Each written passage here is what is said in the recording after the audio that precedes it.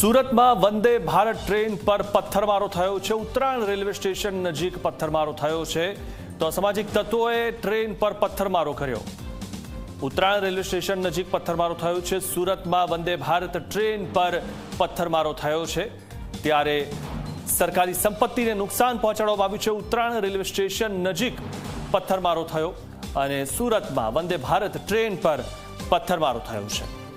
આ વિશે વધુ માહિતી મેળવી અમારા સંવાદદાતા ચેતન પાસેથી। ચેતન, સરકારી સંપત્તિને નુકસાન પહોંચાડનારા અસામાજિક તત્વો કોણ છે? કોઈ આના પર શું કાર્યવાહી હવે થશે? જી મિથુન, ખાસ કરીને સુરતમાંથી પસાર થતી વંદે ભારત જે ટ્રેન છે તે સુરત સ્ટેશન છોડીને આગળ જઈ રહી હતી। તે દરમિયાન ઉત્તરાયણ રેલવે સ્ટેશન નજીક વંદે ભારત જે ટ્રેન છે તે ટ્રેન ઉપર પથ્થરમારો કરવામાં આવ્યો હતો। ખાસ કરીને C6 અને C10 નંબરના જે ડબ્બા છે તે ડબ્બાના કોચિસ ઉપર પથ્થરમારો કરવામાં આવ્યો હતો।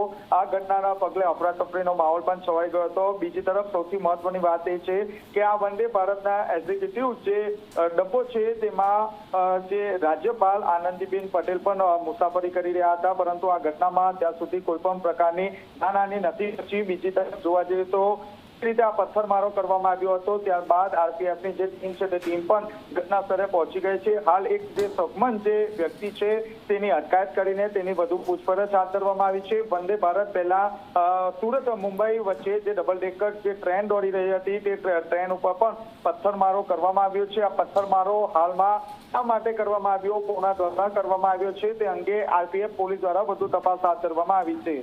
જી ચેતન, આનંદીબેન પટેલ આ ટ્રેનમાં સવાર હતા, એ કારણ પણ હોઈ શકે છે આ ટ્રેન પર પથ્થરમારો કરવા પાછળનું, કે પછી અસામાજિક તત્વોએ અત્યાર સુધીમાં ઘણી બધી વખત ટ્રેન પર પથ્થરમારો કર્યો છે તેમાંથી એક કારણ હોઈ શકે? જી મિથુન, ખાસ કરીને સુરતની વાત કરીએ તો સુરતમાં અવારનવાર ઉધના આ ઉપરાંત સચિન સહિતના અલગ અલગ જે સ્ટેશનો છે ત્યાં અસામાજિક તત્વો દ્વારા પથ્થરમારો કરવામાં આવતો હોય છે।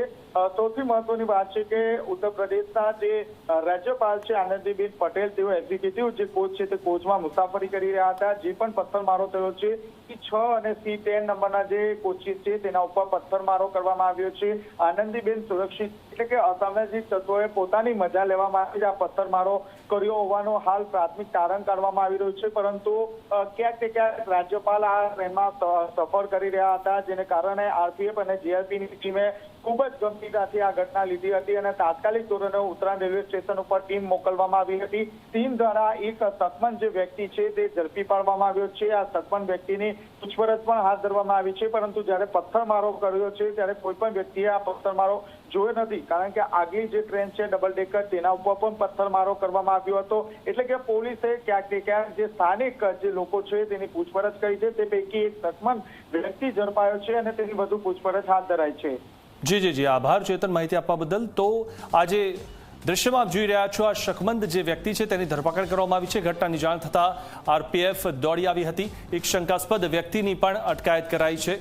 તો આરપીએફ પોલીસ પણ ઘટના સ્થળ પર દોડી આવી હતી અને Vande Bharat double decker train પર પથ્થરમારો થયો છે। વંદે ભારત ટ્રેન પર પણ પથ્થરમારો થયો, ડબલ ડેકર ટ્રેન પર પણ પથ્થરમારો થયો છે। સુરતમાં વંદે ભારત ટ્રેન પર પથ્થરમારો થયો। અસામાજિક તત્વો વારંવાર આ રીતે સરકારી સંપત્તિને નુકસાન પહોંચાડી રહ્યા છે, આની સામે કડક કાર્યવાહી થવી જોઈએ।